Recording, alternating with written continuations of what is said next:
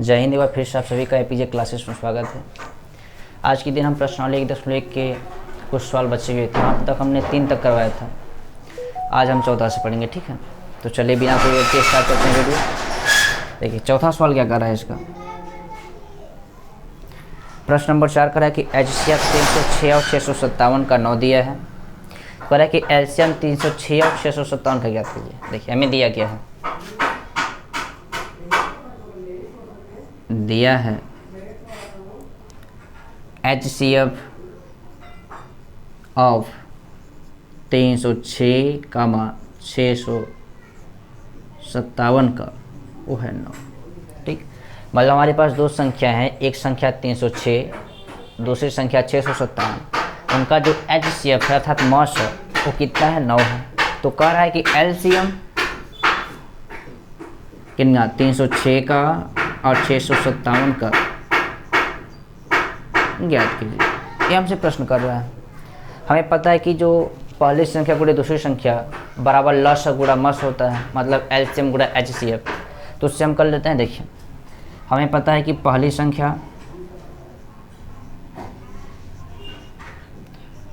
गुणे दूसरी संख्या बराबर लस गुणा मस, ठीक। इनमें जो पहली संख्या हमारे पास कितनी है, 306 है। तो 306 गुणा दूसरी संख्या कितनी है, 657 है। तो गुणा 657 बराबर लस का मतलब हमसे LCM पूछ रहा है, ठीक। तो इसको हम लस को वही रहने देते हैं अभी। गुणा मॉस मतलब HCF कितना दिया है, इसका 9 दिया है।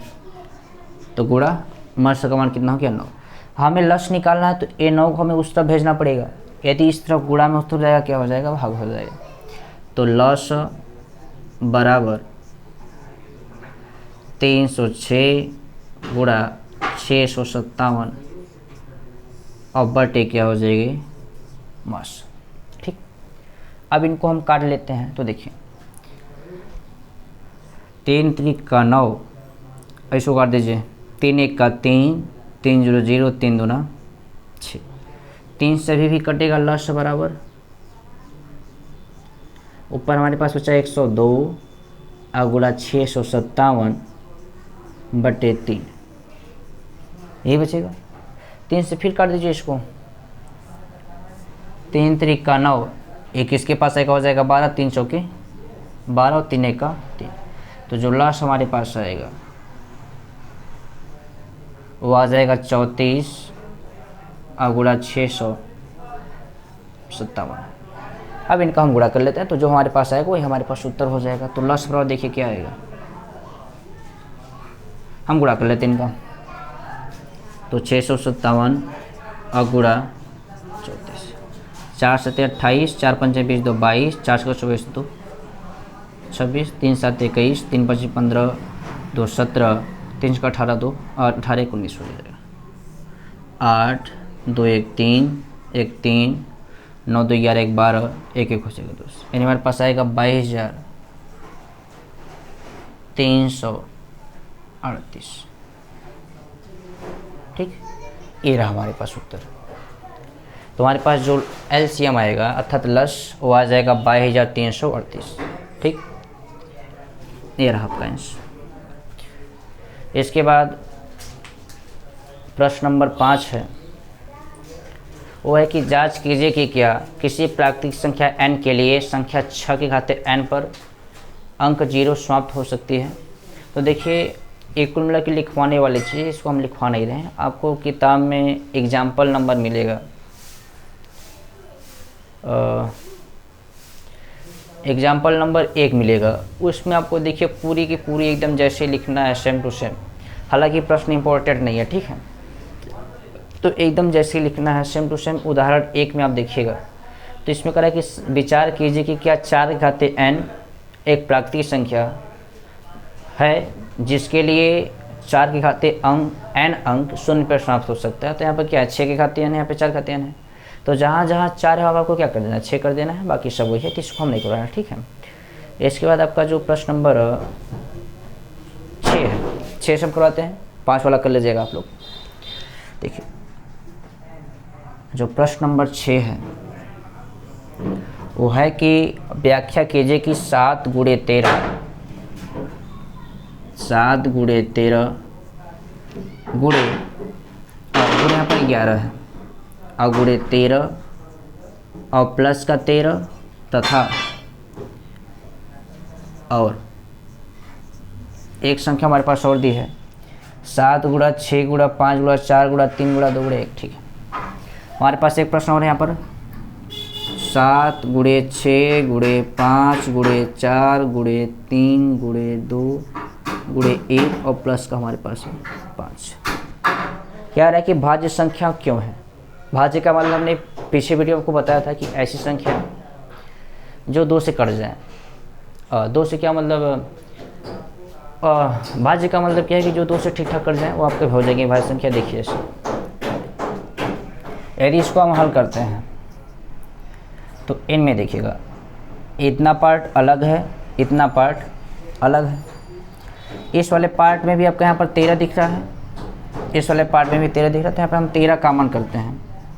ठीक है, यहाँ पर डाल दीजिए हल। ठीक, हम 13 कॉमन करते तो यहाँ पे देखिए क्या बचेगा, यहाँ बचेगा 7 और गुणा 11। अब 13 से 13 में भाग दीजिएगा, कितना बचेगा 1 और प्लस 13 से 13 भाग दीजिएगा, कितना बचेगा 1।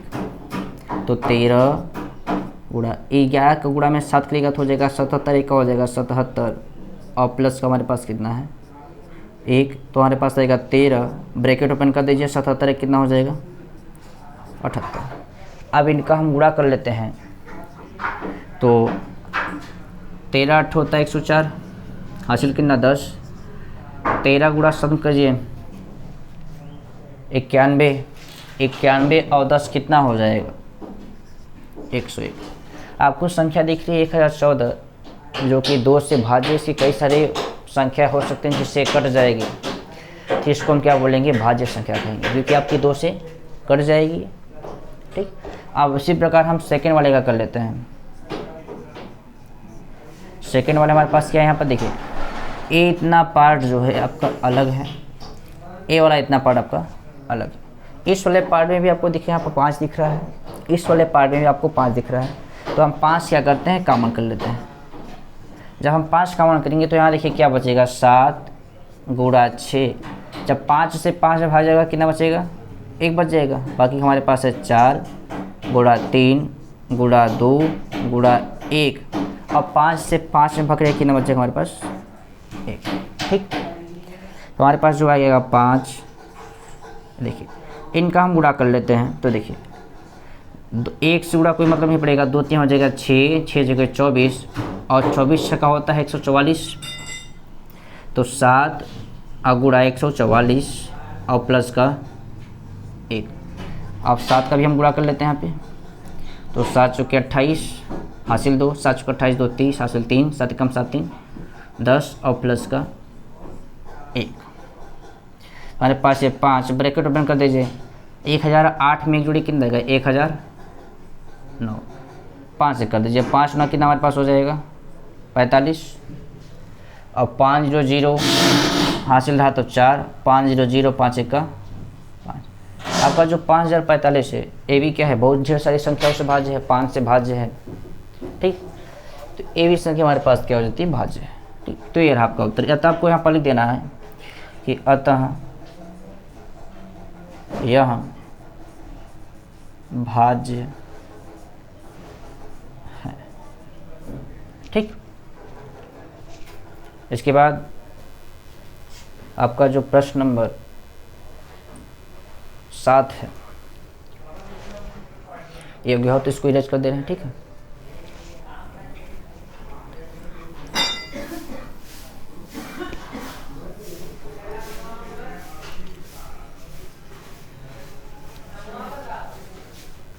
प्रश्न नंबर 7 करेंगे किसी खेल के मैदान के चारों ओर एक वृत्ताकार पथ है। इस मैदान का एक चक्कर लगाने में सोनिया को 18 मिनट लगते हैं। मतलब एक लड़की है, वो एक मैदान है खेल का, उस पर रनिंग कर रही है, तो एक चक्कर पूरा लगाने में हमारे पास 18 मिनट लगता है। और सोनिया को जबकि उसी मैदान पर एक चक्कर लगाने में रवि को 12 मिनट लगता है। मतलब एक लड़का भी दौड़ रहा है, उसको लग रहा है 12 मिनट, उसकी स्पीड ज़्यादा है। तो मान लीजिए कि वे दोनों एक ही स्थान और एक ही समय पर चलना प्रारंभ करते हैं, तो कितने समय बाद वे पुनः प्रारंभिक स्थान पर मिलेंगे।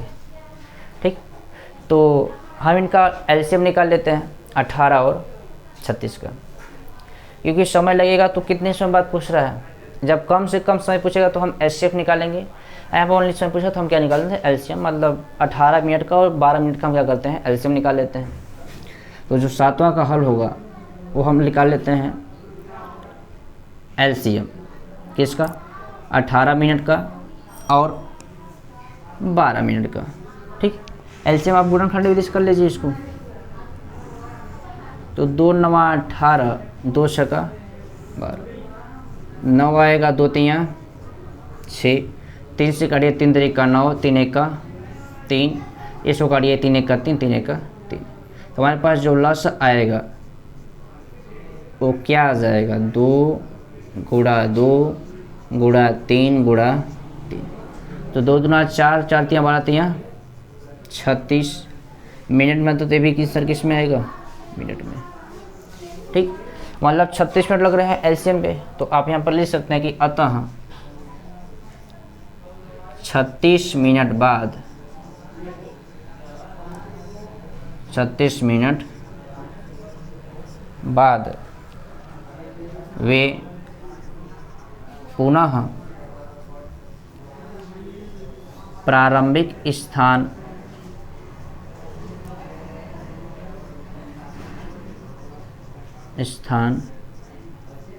पर मिलेंगे।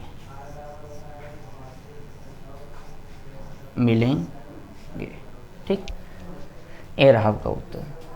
तो आशा करते हैं कि आपको प्रश्न अच्छे से समझ में आया होगा और आपके जितने भी प्रश्नावली 1.1 में तो उसको हमने सॉल्व करवा दिया है। बाकी जो प्रश्न नंबर 1 और 2 थे आप उसका पिछला वीडियो देख सकते हैं। तो यदि आपको वीडियो अच्छा लगा हो तो इसको आप अधिक से अधिक अपने दोस्तों को भेजने का प्रयास करें, उनको जोड़ने का प्रयास करें, ताकि हम उचित समय पर आपको यूपी बोर्ड परीक्षा के तहत जितने भी प्रश्न इम्पोर्टेंट हैं, जो भी ज़रूरी हैं, जो भी आपको आवश्यक होते हैं, उसको अब हम समय पर आपको प्रोवाइड करा सकें और अधिक से अधिक आपको हम सहायता देने का प्रयास करें। ठीक, तो इसी के साथ जय हिंद, धन्यवाद।